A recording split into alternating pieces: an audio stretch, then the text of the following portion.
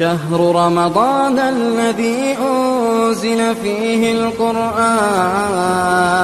الحمد لله رب العالمين والصلاة والسلام على خاتم الأنبياء والمرسلين وعلى آله وأصحابه ومن تبعهم بإحسان إلى يوم الدين. أما بعد، میرے اسلامی بھائیوں اور بہنوں، کل کے درس میں سورۃ ہود آیت نمبر 48 تک ہم نے پڑھا تھا۔ اس سورے میں 123 آیات ہیں، تو باقی آیتیں ہم اس مجلس میں ختم کرنے کی کوشش کریں گے۔ اور کل ہمارے ساتھ سورۃ یوسف ہے اور کل تاخرات بھی ہے، تو ہم کوشش کریں گے کہ ایک ہی رات میں سورہ یوسف پوری کی پوری ختم کریں۔ سورہ یوسف علماء کہتے ہیں کہ اگر آپ کا دل غمگین ہے تو آپ سورہ یوسف پڑھ لیں، خوش ہو جائیں گے۔ کیا بھی دل کو ذرا تکلیف ہوئی ہے، کیا کرو؟ سورہ یوسف پڑھ لو، دل کو اطمینان ہو جائے گا۔ سورہ یوسف میں جیسی کچھ باتیں ہیں سن کر آدمی کے دل کو ایک طرح کی خوشی ملتی ہے۔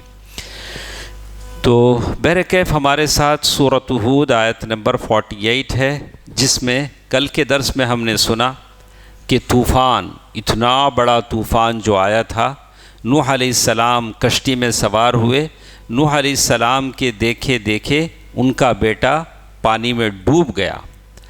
تو پھر جب طوفان ختم ہوا، کشتی جودی پہاڑ پر جا کر رکی، تو اللہ تعالیٰ کہتے ہیں اعوذ باللہ من الشیطان الرجیم بسم اللہ الرحمن الرحیم قیل یا نوح اہبط بسلام منا وبرکات علیک وعلی ممن معک وَأُمَمٌ سَنُمَتِّعُهُمْ ثُمَّ يَمَسُّهُمْ مِنَّا عَذَابٌ أَلِيمٌ۔ اللہ تعالیٰ فرماتے ہیں کہ فرما دیا گیا اے نوح، ہماری جانب سے سلامتی اور ان برکتوں کے ساتھ اتر، یعنی کشتی سے اب اتر جاؤ، طوفان ختم ہو چکا ہے، اللہ تعالیٰ نے کہا۔ پھر بعد میں اللہ تعالیٰ نے بتایا تِلْكَ مِنْ أَنْبَاءِ الْغَيْبِ، یہ جو نوح علیہ السلام کا ہم نے واقعہ بتایا ہے، محمد صلی اللہ علیہ وسلم آپ کو پڑھ کر سنا رہے ہیں، جبکہ اللہ کے نبی صلی اللہ علیہ وسلم اور نوح علیہ السلام کے اس قوم کے درمیان تقریباً ہزاروں سال کی مدت تھی، 3000 سال، اس سے بھی زیادہ۔ تو اللہ کے نبی کو کیسے معلوم ہوا؟ اللہ نے جبریل کو بتایا، جبریل نے اللہ کے نبی کو بتایا۔ اللہ تعالیٰ وہی کہہ رہے ہیں تِلْكَ مِنْ أَنْبَاءِ الْغَيْبِ، یہ غیب کی باتیں ہیں، غیب کی خبریں ہیں جن کی ہم آپ کی طرف وحی کر رہے ہیں۔ مَا كُنْتَ تَعْلَمُهَا أَنْتَ، یہ آپ نہیں جانتے تھے، وَلَا قَوْمُكَ مِنْ قَبْلِ هَذَا، نہ تو آپ کی قوم جانتی تھی۔ فَاصْبِرْ، کیا کرو؟ صبر کرو۔ دیکھا، یہ صبر کا معاملہ زندگی میں ہمیشہ لگا رہتا، صبر نہیں کریں گے پرابلم ہے۔ ہر جگہ صبر، دوستوں کے ساتھ، گھر میں گئے تو بیوی بچوں کے ساتھ، ہر جگہ آپ کو صبر ہونا ہے۔ فاصبر، پھر اللہ نے کہا ان العاقبۃ للمتقین، انجام پرہیزگاروں کے ساتھ ہے، تقوی والوں کے ساتھ ہے۔ شروع میں 100 اڑیں گے، لیکن آخر میں کس کے ساتھ ہوگا فیصلہ؟ تقوی والوں کے ساتھ ہوگا۔ آپ پلس میں رہیں گے، آپ فائدے میں رہیں گے اگر آپ تقوی والے ہیں۔ تو اللہ تعالیٰ نے نوح علیہ السلام کا واقعہ ختم ہوا۔ اس کے بعد پھر فوراً اللہ نے آیہ نمبر 50 میں ہود علیہ السلام کی طرف، اب نبی ہود کی طرف لے گئے۔ اچھا، ان کا قصہ سنو، وہ کیسے ہیں۔ وَإِلَىٰ عَادٍ أَخَاهُمْ هُودًا، اور ہم نے قوم عاد کی طرف ہود علیہ السلام کو نبی بنا کر بھیجا، انہوں نے بھی یہی بات کہا قَالَ يَا قَوْمِ اعْبُدُوا اللَّهَ مَا لَكُم مِّنْ إِلَٰهٍ غَيْرُهُ۔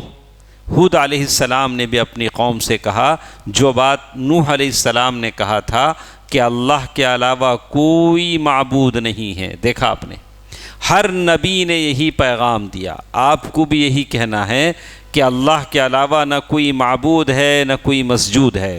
ساتھ ساتھ انہوں نے یہ بھی کہہ دیا وَيَا قَوْمِ لا اسألکم علیہ اجرا، اے میری قوم کے لوگوں، یہ جو میں دعویٰ کرتا ہوں اس پر آپ سے کوئی ریوارڈ نہیں مانگتا، کوئی پیسے نہیں مانگتے، اللہ کا نبی ہوں، اللہ نے یہ ڈیوٹی لگا رکھی ہے۔ ان اجری الا علی الذی فطرنی، میرا اجر اس پر ہے جس نے مجھے پیدا کیا۔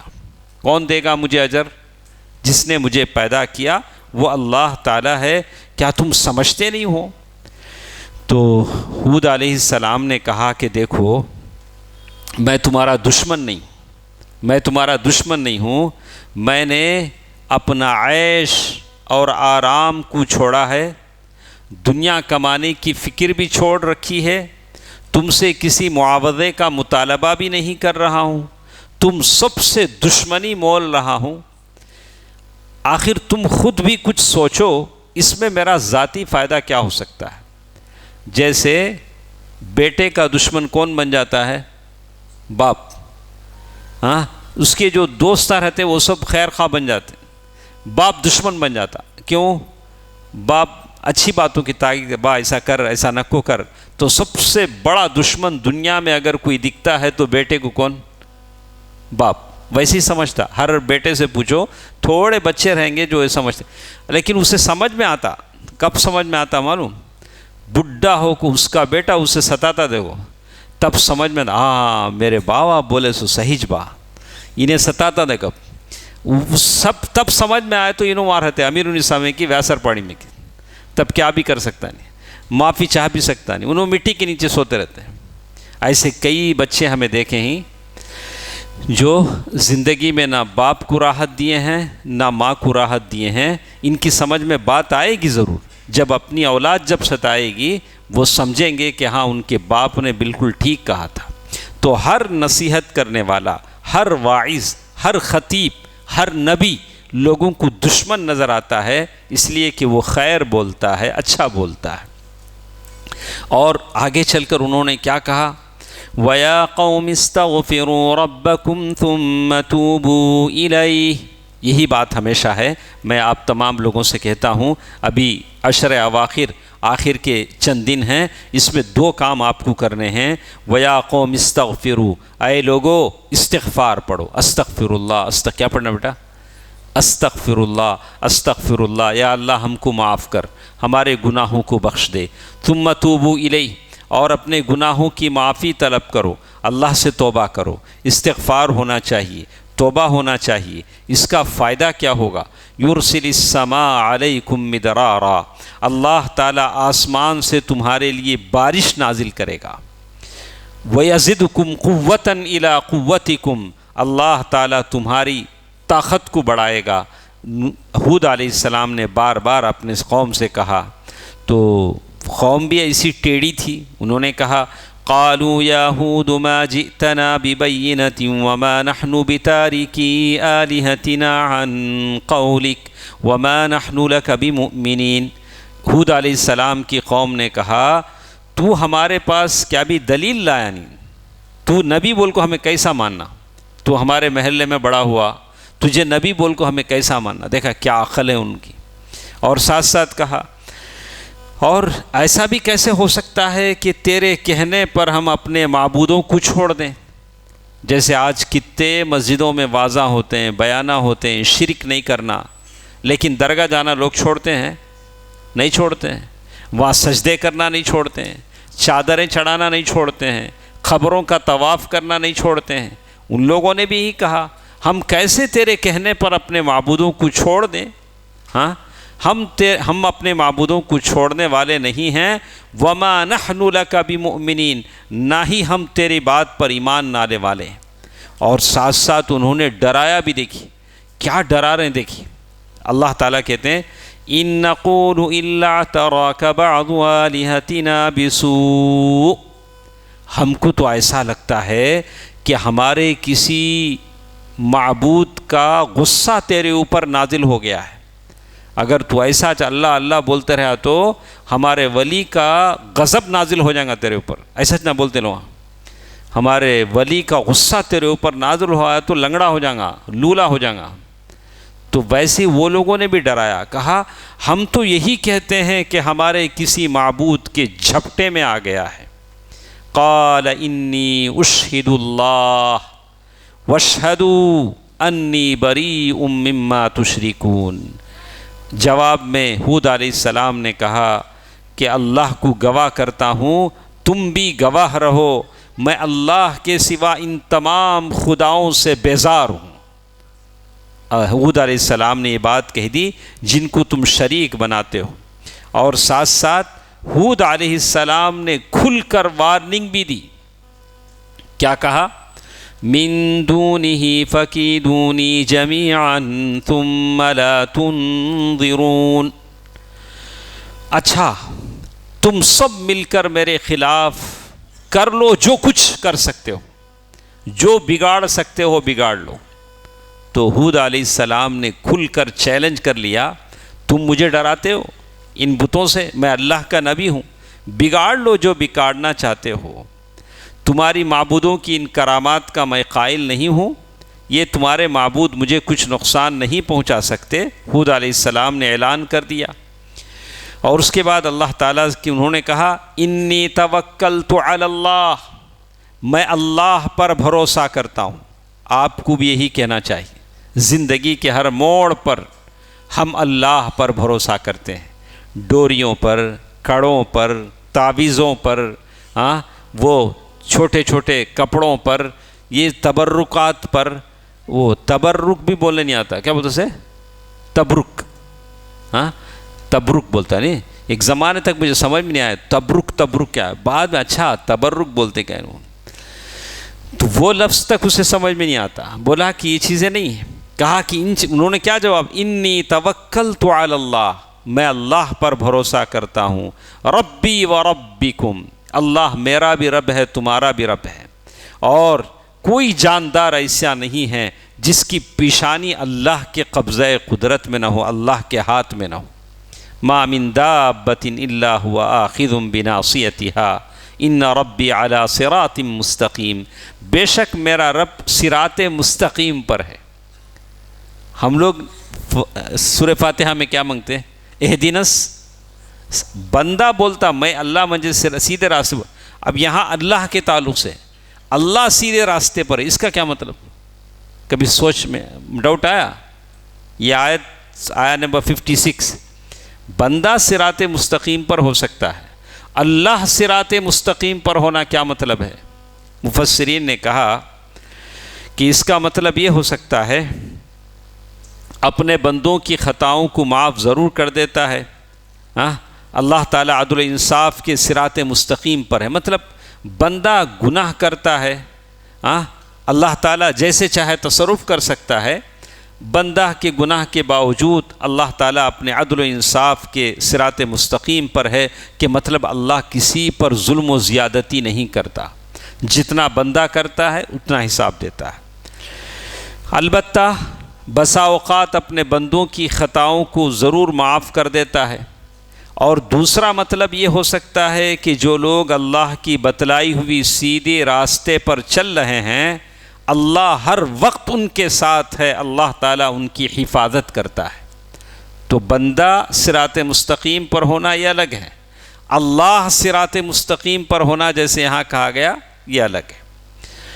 اس کے بعد ایک اور بات انہوں نے کہا فَإِن تَوَلَّوْا فَقَدْ أَبْلَغْتُكُم مَّا أُرْسِلْتُ بِهِ إِلَيْكُمْ، اگر تم روگردانی کرتے ہو تو میں نے اپنا پیغام پہنچا دیا ہے، بعد میں تمہاری بات ہے۔ اس کے بعد اللہ تعالیٰ نے ذکر کیا وَلَمَّا جَاءَ أَمْرُنَا نَجَّيْنَا هُودًا، جب ہمارا عذاب آیا تو ہم نے ہود علیہ السلام کو نجات دے دی، اور ان لوگوں کو نجات دیا جو ہود علیہ السلام پر ایمان لائے۔ وَنَجَّيْنَاهُم مِّنْ عَذَابٍ غَلِيظٍ، اور ہم نے ان کو نجات دی، سخت عذاب سے بچا لیا۔ ہود علیہ السلام کی قوم پر کیا عذاب آیا تھا؟ ایک تیز رفتار طوفان آیا تھا، سائیکلون، بڑا ہوے کا طوفان، اور ایسا طوفان جس میں انسان، درخت سب اڑ رہے تھے، انسان بھی اڑ رہے تھے، درخت بھی اڑ رہے تھے، اور کمزور چھتوں کو یہ ہوا اڑا دیتی تھی، درختوں کو توڑ دیتی تھی اور یہ چیزیں ایک دوسرے سے ٹکرا کر پارا پارا ہو جاتی تھیں، اور اللہ نے ایسا طوفان بھیجا تھا اور یہ ہوا مسلسل 8 دن اور 7 راتوں تک چلتی رہی۔ کیسا رہا رنگا؟ اگر 5 منٹ 2 منٹ ہوا چلے تو ایک درخت باقی نہیں رہتا، جھوپڑے اڑ جاتے، گھراں اڑ جاتے۔ اگر 8 دن اور 7 راتیں ہوا چلتی رہی اور گھروں میں داخل ہو کر تباہ و تاراج کرتی رہی، اس طرح کا عذاب اللہ تعالیٰ نے قوم ہود پر نازل کیا۔ پھر اللہ تعالیٰ نے کہا وَتِلْكَ عَادٌ، یہ عاد ہے، ان کی قومیں ہیں۔ آج تک بھی آپ اگر مدینے سے کچھ دور جائیں گے تو مدائن کے نام سے ان کی بستیاں موجود ہیں۔ پیسے ہیں تو جاؤ، نہیں تو انٹرنیٹ پہ جا کے ورچوئل ٹور ڈال کے دیکھو، وہ بھی آ جائیں گا، انہیں خود ٹور کرا دیں گا۔ آپ مدائن میں جا کے آپ جا رہے ہیں دیہات۔ تو قوم کے لوگوں نے صالح علیہ السلام سے کہا کہ صالح، ہم لوگ تو آپ سے بہت امیدیں لگائے بیٹھے تھے، قوم کا نوجوان ہے، بڑا اچھا ہوگا، یہ کیا تم نے بولا کہ میں اللہ کا رسول ہوں، ایک اللہ کی عبادت کرو؟ کیسی کیسی باتیں کر رہے ہو؟ اتنہانا ان نعبد ما یعبد آباؤنا، تم ان چیزوں سے ہمیں روک رہے ہو جن چیزوں کی پوجا پرستش ہمارے باپ دادا کرتے تھے۔ وَإِنَّنَا لَفِي شَكٍّ مِّمَّا تَدْعُونَا إِلَيْهِ مُرِيبٍ، تو انہوں نے کہا کہ جو دعوت تم دے رہے ہو اس میں ہمیں بہت سارے ڈاؤٹ ہیں، شک ہیں۔ انہوں نے بھی بہت سارے سمجھایا، بولا کہ اچھا ایسا کرو، ہمارے لیے کوئی نشانی لے کر آؤ، کوئی میریکل ہونا چاہیے، معجزہ ہونا چاہیے، ہم جان سکیں کہ تم اللہ کے نبی ہو۔ تو جیسے آپ نے دیکھا کہ اللہ تعالیٰ نے ان کے لیے اونٹ پیدا کیا۔ اونٹ بھی کیسے ہونا چاہیے؟ ایسے نہیں کہ کوئی اونٹ بچہ جنے بعد میں وہ اونٹ بڑا ہوا، ایسا نہیں۔ یہ پہاڑ ہے، پہاڑ کا بڑی سی چٹان ہے، چٹان پھٹے گی اور ساتھ ساتھ وہ اونٹ باہر نکلے گی، بڑی سی چٹان، اور ساتھ ساتھ اس کا بچہ بھی۔ اور اللہ تعالیٰ نے، قوم نے جب نشانی مانگی تو اللہ تعالیٰ نے نشانی دے دی، اور بڑی سی اونٹ، اتنی بڑی اونٹ اور اونٹنی، اور ایسا ہوا کہ اب اس کے لیے کھانے پانی کا مسئلہ تھا، اور گاؤں کا سارا چارہ اکیلے کھا جاتی تھی، گاؤں کا سارا پانی اکیلے پی لیتی تھی۔ اب گاؤں والوں کو فکر ہوئی، اچھا یہ کیا ہے، ہم نے اونٹ مانگا تھا، اب یہ اونٹنی ایسی ہے کہ سارا پانی پی لیتی ہے، سارا کھانا کھا لیتی ہے۔ تو گاؤں والوں سے پھر کہا اچھا ایسا کرتے ہیں، ایک دن ہماری اونٹنی پیے گی کھائے گی، ایک دن تمہارے اونٹ کھائیں گے پیئیں گے، ٹھیک ہے۔ لیکن ان لوگوں نے سوچا اصل کام ہی اس کا تمام کر دیں، اسے قتل کر دیں، اس کی کوچے کاٹ دیں، مسئلہ ختم ہو جائے۔ جبکہ اللہ تعالیٰ نے منع کیا ہے، کہا کہ ناقۃ اللہ، یہ اللہ تعالیٰ کی اونٹنی ہے۔ اللہ تعالیٰ نے آیت نمبر 64 میں کہا وَيَا قَوْمِ هَذِهِ نَاقَةُ اللَّهِ لَكُمْ آيَةً فَذَرُوهَا تَأْكُلْ فِي أَرْضِ اللَّهِ وَلَا تَمَسُّوهَا بِسُوءٍ فَيَأْخُذَكُمْ عَذَابٌ قَرِيبٌ۔ صالح علیہ السلام نے کہا کہ اے میری قوم، یہ دیکھو یہ اونٹنی ہے، اللہ کی اونٹنی ہے، تمہارے لیے ایک نشانی ہے، فَذَرُوهَا، اسے چھوڑو، زمین میں چرنے دو، وَلَا تَمَسُّوهَا بِسُوءٍ، بری نیت سے اس کے قریب نہ جانا کہ اسے قتل کر دیں، اسے مار ڈالیں، ایسا نہیں۔ کیا ہوگا اگر تم مار ڈالو گے تو اللہ کا عذاب آ جائے گا۔ لیکن قوم تھی، ماننے کو تیار نہیں تھی، بولا کہ یہ اونٹنی تو پورا چارہ پانی کھا لے گی۔ لیکن انہوں نے ایسا کیا کہ اس کی کوچیں، رگیں، پاؤں کی رگیں کاٹ دیں، اور اونٹنی نے ایک زبردست دل دہلانے والی چیخ ماری اونٹنی، اور اسی پہاڑ میں غائب ہو گئی جس پہاڑ سے نکلی تھی، اور ساتھ ساتھ اس کے پیچھے اس کا بچہ بھی غائب ہو گیا۔ خلاص یہ قوم صالح تھی۔ اب اللہ کے عذاب آنے کا ٹائم شروع ہو گیا۔ 3 دن بعد اللہ تعالیٰ کا عذاب شروع ہوا، 3 دن ان کو مہلت ملی، اور اس کے بعد اللہ تعالیٰ کا قہر، اللہ تعالیٰ کا عذاب نازل ہوا۔ اللہ تعالیٰ نے صالح علیہ السلام کو وہاں سے نکال لیا اور فلسطین کی طرف صالح علیہ السلام روانہ ہو گئے، جیسے اللہ تعالیٰ نے بعد کی آیتوں میں ذکر کیا۔ وَأَخَذَ الَّذِينَ ظَلَمُوا الصَّيْحَةَ، ہم نے قوم ثمود پر ایسا دھماکہ، ایسی زوردار چیخ آواز یہ کی، زلزلہ لایا کہ زمین جھٹکے کھانے لگی اور زمین آواز سے پھٹنے لگی۔ جو زلزلے کی آواز آتی ہے وہ اپنے گھروں میں مرکھب گئے اور ایسا لگنے لگا کہ اس بستی میں کوئی تھا ہی نہیں۔ یہ قوم ثمود تھی، اس زور سے چیخ کے سینوں میں ان کے دل پھٹ گئے۔ اللہ تعالیٰ نے ویسے ان کو ہلاک کر دیا۔ اس کے بعد اللہ تعالیٰ نے کأن لم یغنوا فیہا، ایسا لگنے لگا کہ یہاں کوئی قوم آباد ہی نہیں تھی۔ اس کے بعد اللہ تعالیٰ نے پھر ابراہیم علیہ السلام کا ذکر کیا۔ آپ لوگ سوچ سکتے ہیں کہ اللہ نے ایک بیک ساری قوموں کا تذکرہ کیا۔ وَلَقَدْ جَاءَتْ رُسُلُنَا إِبْرَاهِيمَ بِالْبُشْرَى قَالُوا سَلَامًا قَالَ سَلَامٌ فَمَا لَبِثَ أَن جَاءَ بِعِجْلٍ حَنِيذٍ۔ اور جب ہمارے رسول یعنی فرشتے انسانی بھیس میں ابراہیم علیہ السلام کے پاس بشارتیں لے کر آئے۔ فرشتے زمین پر آتے ہیں تو یا تو وحی لے کر آتے ہیں، یا تو اللہ کے عذاب لے کر آتے ہیں، یا تو بشارت لے کر آتے ہیں۔ تو یہاں ابراہیم علیہ السلام کے پاس بشارت لے کر آئے تو کہا قالوا سلاما، ہم سلام لے کر آئے ہیں۔ قال سلام فما لبث ان جاء بعجل حنیذ، اور انہوں نے بھی جواب میں سلام کہا، اور جیسے ہی آئے، مہمان آئے ہیں بٹھایا اور لے آئے وہ مہمانوں کے لیے بھنا ہوا گوشت لے آئے، بھنا ہوا گوشت لے آئے، اور سورہ ذاریات میں ہے کہ بھنا ہوا بچھڑا لے آئے، بچھڑا لے آئے اور مہمانوں سے کہا کہ کھائیے۔ لیکن وہ اللہ کے فرشتے تھے، انہوں نے کہا کہ کھانے کی طرف ان کے ہاتھ نہیں بڑھ رہے تھے، تو ان کو تھوڑا سا تردد ہوا، ارے یہ لوگ کیسے لوگ ہیں کھانا نہیں کھا رہے ہیں۔ لیکن ان کے دل میں تھوڑا سا ڈر پیدا ہوا۔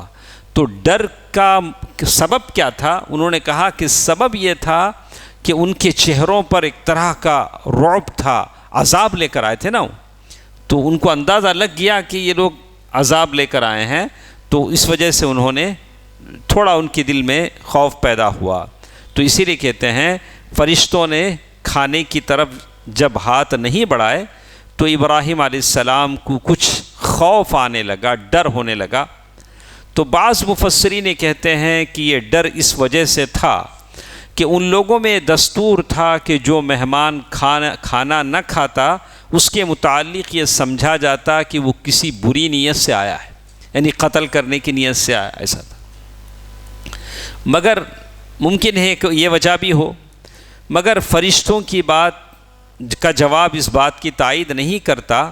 فرشتوں نے فوراً کہہ دیا کہ ہم قوم لوط کی طرف بھیجے گئے ہیں، اللہ تعالیٰ نے ہم کو عذاب نازل کرنے کے لیے قوم لوط کی طرف بھیجا ہے اور ہم کھانا نہیں کھاتے ہیں۔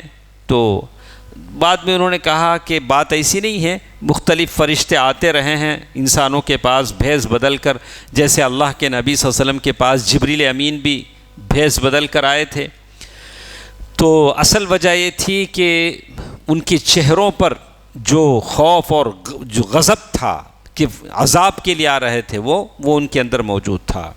تو اللہ تعالیٰ نے بعد کی آیتوں میں کہا وَامْرَأَتُهُ قَائِمَةٌ فَضَحِكَتْ، تو ابراہیم علیہ السلام بیٹھے ہوئے تھے اور وہیں سارہ ابراہیم علیہ السلام کی بیوی ٹھہری ہوئی تھی اور وہ یہ مکالمہ سن رہی تھی، یعنی فرشتے اور ابراہیم علیہ السلام کی جو بات چیت ہو رہی تھی سن رہی تھی۔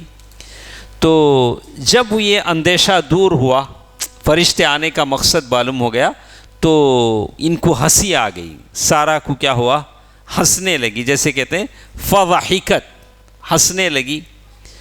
پھر فرشتوں نے کہا کہ سارہ آپ کو ایک بیٹا اللہ نے لکھا ہے، اس بیٹے کا نام اسحاق ہے۔ ابراہیم علیہ السلام کی اور ایک بیوی سے اسماعیل علیہ السلام پیدا ہو چکے تھے، تو سارہ کی کوئی اولاد نہیں تھی، تو اللہ تعالیٰ نے ان کو بھی بشارت دے دی کہ آپ کا ایک بیٹا ہوگا جس کا نام اسحاق ہوگا۔ یہ بشارت ان کو مل گئی، یہی بات انہوں نے کہا۔ البتہ دوسرے مفسرین نے فضحکت کے معنی لکھے ہیں، حیض کے آنے کے، الگ الگ معنی اس کے بھی ہیں۔ تو اس عمر میں جب ان کو بشارت دی گئی تو ان کو ہنسی آ گئی، ایسا بھی کہا بوڑھی ہو چکی تھی، بیٹا پیدا ہوگا، فرشتوں نے کہا، تو جیسے اور آیتوں میں انہوں نے کہا وَمِن وَرَاءِ إِسْحَاقَ يَعْقُوبَ قَالَتْ يَا وَيْلَتَا، 100 سال ان کی عمر تھی، یا بعض نے کہا کہ 90 سال عمر تھی، 90 سال میں ماں بنوں گی؟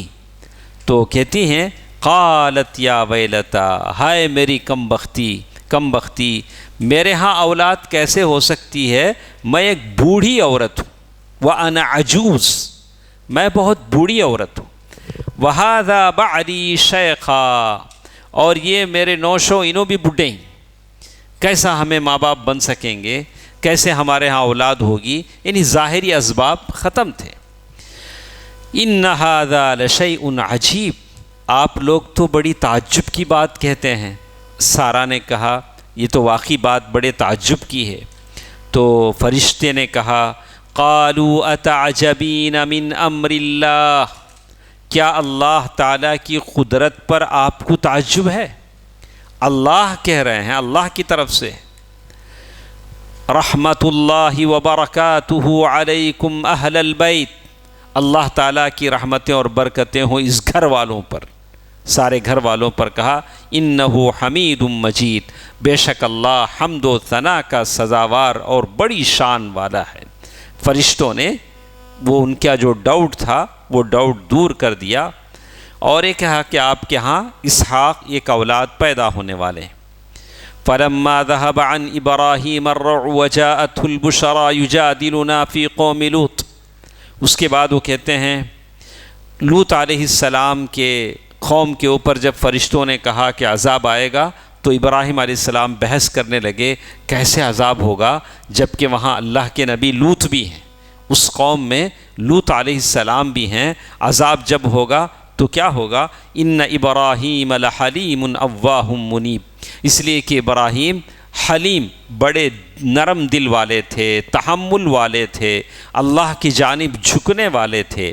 جب انہوں نے یہ بات کہی تو فرشتوں نے کہا کہ ابراہیم اب اس خیال کو چھوڑیے، یا ابراہیم اعرض عن ھذا انہ قد جاء امر ربک، آپ کے رب کا حکم آ چکا ہے، اسے کوئی ٹالنے والا نہیں، اب یہ قوم لوط علیہ السلام کی قوم تباہ و برباد ہوگی، اسے کوئی ٹالنے والا نہیں ہے۔ تو یہ جو فرشتے آئے تھے آپ لوگ سب جانتے ہیں کہ لوط علیہ السلام کی قوم میں کیا غلط عادت تھی، تو فرشتوں کے آنے پر وہ بھی خوش ہوئے، بولا اچھا یہ خوبصورت فرشتے ہیں، اور ان کی عادت ہی ایسی تھی۔ اسی لیے علماء کہتے ہیں کہ یہ عادت اتنی غلط ہے کہ اگر قرآن میں یہ آیتیں نہیں آئی ہوتی تو ہم بھی اسے زبان سے بیان نہیں کرتے، چونکہ اللہ نے قرآن میں لکھا ہے، اس لیے اسے بیان کرنے کی ہمت ہمارے اندر ہے، ورنہ ہماری زبان سے بھی یہ بات نہیں نکل سکتی کہ ایسا بھی ہو سکتا ہے۔ لیکن قرآن کی آیتوں میں اللہ نے ذکر کر دیا، اور آج تو بہت زیادہ ہے، آج جو نوجوان ہیں جانتے ہیں کہ کیسے کیسے نام، کیسے کیسے آپسی تعلقات لوگ بناتے ہیں، کیسے کیسے نام، اچھے اچھے نام دیے گئے ہیں۔ میں تو اس سلسلے میں نہیں جانتا، لیکن جو لوگ جانتے ہیں ایسے لوگوں کو، اپنے دوستوں کو دیکھنا چاہیے کہ ان کو اس ہلاکت سے بچائیں، اس ہلاکت میں پڑنے سے بچائیں، ان کے اندر اچھے اخلاق اور عادات پیدا کریں۔ تو اللہ تعالیٰ نے ساری آیتوں کا ذکر کیا، پھر ساتھ ساتھ یہ بھی کہا کہ لوط علیہ السلام نے جب قوم کے لوگ آئے کہ چلو ان کے ساتھ برائی کریں گے، تو لوط علیہ السلام نے کہا قال یا قوم ہؤلاء بناتی ہن اطہر لکم، اے میری قوم، یہ میری قوم کی بیٹیاں ہیں، ان سے شادی کرو، اور یا اپنی بیٹیاں ہیں ان سے شادی کرو۔ تو قوم کے لوگوں نے کہا وَإِنَّكَ لَتَعْلَمُ مَا نُرِيدُ، آپ جانتے ہیں کہ ہم کیا چاہتے ہیں، لیکن ماننے کو تیار نہیں تھے۔ تو لوط علیہ السلام نے کہا کہ اے کاش اللہ نے مجھے اور طاقت دی ہوتی تو میں اور اپنی کنبے سے، قبیلے سے میں اپنا طاقت لیتا۔ تو اس کے بعد فرشتوں نے کہا قالوا یا لوط انا رسل ربک، اے لوط ہم اللہ کے فرشتے ہیں، یہ لوگ ہمارا کچھ نہیں بگاڑ سکیں گے، آپ اپنے جو بھی ایمان والے ہیں ان کو لے کر نکل جائیے۔ لوط علیہ السلام کی بیوی تھی، وہ بھی انہی لوگوں میں سے تھی، وہ بھی انہی گندے لوگوں میں سے تھی، اور ساتھ ساتھ کہہ دیا گیا انہو مصیبہا ما اصابہم، تمہاری بیوی نہیں بچے گی، اسے بھی اللہ کا عذاب آئے گا جیسے وہ لوگوں کو آتا ہے۔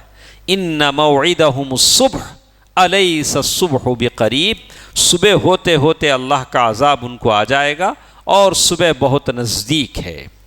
اور جب جیسے ہی صبح ہوئی اللہ نے اس عذاب کا ذکر کیا، فَلَمَّا جَاءَ أَمْرُنَا جَعَلْنَا عَالِيَهَا سَافِلَهَا وَأَمْطَرْنَا عَلَيْهَا حِجَارَةً مِّن سِجِّيلٍ مَّنضُودٍ۔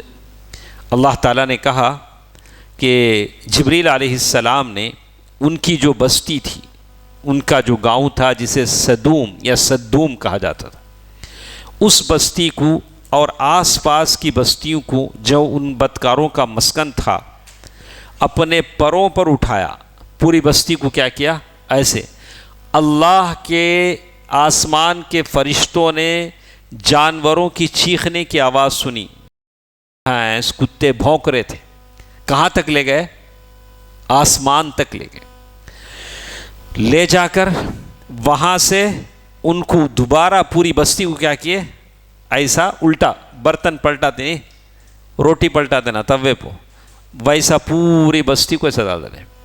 اسی لیے ایسا غلط کام جو کرتے ہیں، یعنی عورت مرد سے شادی کرتا ہے، مرد سے شادی کرے تو کہا کہ اس کا جو انجام ہے اس کو بھی مار کر اوپر سے نیچے پھینکا جائے گا، یا زندہ اوپر سے نیچے، یہی اس کی سزا ہے۔ جیسے ایسے اٹھا کے بستی نیچے پھینکے نہیں، وہ سزا ہے۔ اگر اسلامی مملکت ہے تو یہی سزا اس کی دی جائے گی۔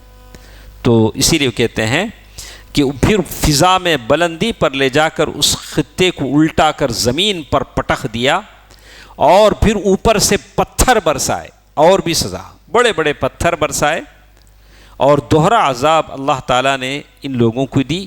یہ اللہ تعالیٰ کی طرف سے اس قوم کے لیے عذاب تھا۔ مسومۃ عند ربک وما ہی من الظالمین ببعید۔ اس کے بعد ایک اور قوم کا ذکر یہاں کیا گیا، شعیب علیہ السلام کی قوم، مدین والوں کی۔ مدین والوں کی طرف سے جو یہ تھا اس کا ذکر کیا گیا۔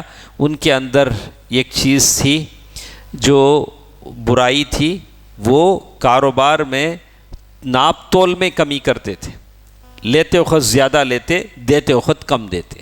اللہ کا عذاب ان پر آیا، وَلَا تَنْقُصُوا الْمِكْيَالَ وَالْمِيزَانَ إِنِّي أَرَاكُمْ بِخَيْرٍ وَإِنِّي أَخَافُ عَلَيْكُمْ عَذَابَ يَوْمٍ مُحِيطٍ۔ اللہ کے نبی نے یہی کہا کہ تمہارے اندر یہ جو بیماری ہے، لوگوں کو ناپ تول میں دھوکہ دینا، یہ غلط ہے۔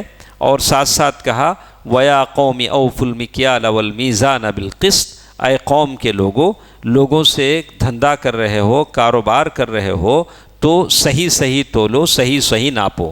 یہ ایک بات انہوں نے کہا، بقیت اللہ خیر لکم، جو کچھ حلال کمائی باقی رہ جاتی ہے یہ تمہارے لیے اچھا ہے، حرام کمانے سے حلال کمائی اچھی ہے، اسی میں اللہ تعالیٰ برکت دیتے ہیں۔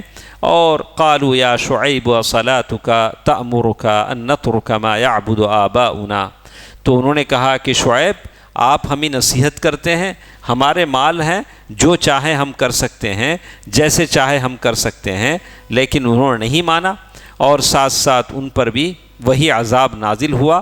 آخر میں انہوں نے کہا قالوا یا شعیب ما نفقہ کثیرا مما تقول، اللہ کے نبی کو انہوں نے کیا کہا، شعیب آپ کیا کہتے ہیں ہمارے سمجھ میں بات نہیں آتی۔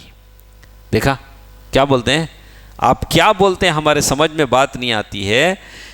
وَإِنَّا لَنَرَاكَ فِينَا ضَعِيفًا، آپ ایک کمزور انسان ہیں، ہم پتھر سے مار مار کر ختم کر دیں گے اگر آپ کے پیچھے کنبہ قبیلہ نہ ہو، ان کا لحاظ کر کے ہم آپ کو چھوڑتے ہیں.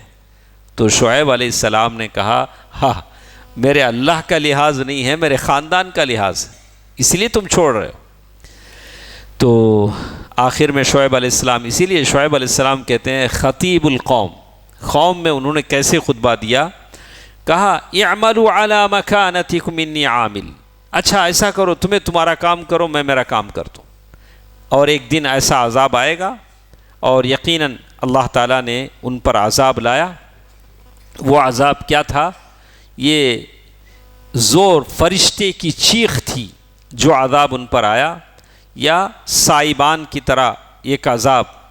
یعنی اس قوم پر تینوں قسم کا عذاب آیا، جیسے اللہ تعالیٰ نے الگ الگ اس کا ذکر کیا. تینوں قسم کے عذاب آئے، زوردار کی چیخ بھی آئی، پتھر بھی برسائے گئے، اور یہ آسمان کا ٹکڑا گرا دو تو آسمان سے پتھر بھی اس قوم پر برسائے گئے، قوم شعیب پر یہ طرح طرح کے عذاب برسائے گئے. اس کے بعد اس صورت کے آخر میں اللہ تعالیٰ نے موسیٰ علیہ السلام کا ذکر کیا ہے. اس سے پہلے ہم موسیٰ اور فرعون کی ساری باتیں سن چکے ہیں، اسی لیے اس کو پھر دوبارہ دہرانے کی ضرورت نہیں ہے.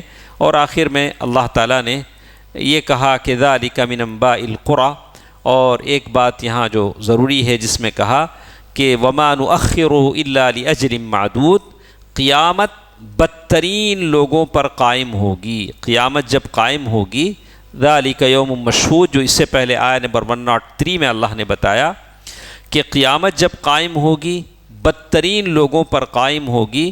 لَا تَقُومُ السَّاعَةُ إِلَّا عَلَى شَرَارِ النَّاسِ، قیامت بدترین قسم کے لوگوں پر قائم ہوگی. گلی کوچوں میں لوگ بدکاری کرتے رہیں گے. وہ زمانے کا سب سے دیندار آدمی وہ ہوگا جو کہے گا بھائی ذرا سائڈ ہو جاؤ بھائی، انہیں سب سے اللہ والا وہ زمانے میں.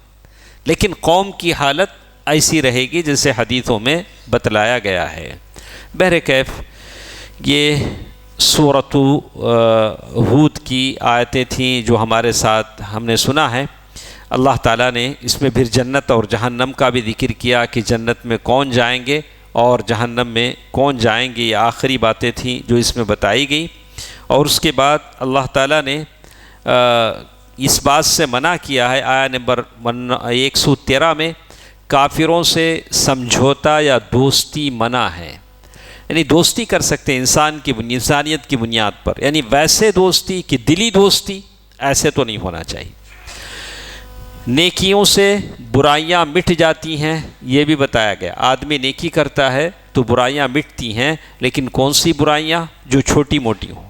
لیکن بڑی بڑی برائیاں اس کے لیے توبہ کرنا پڑے گا.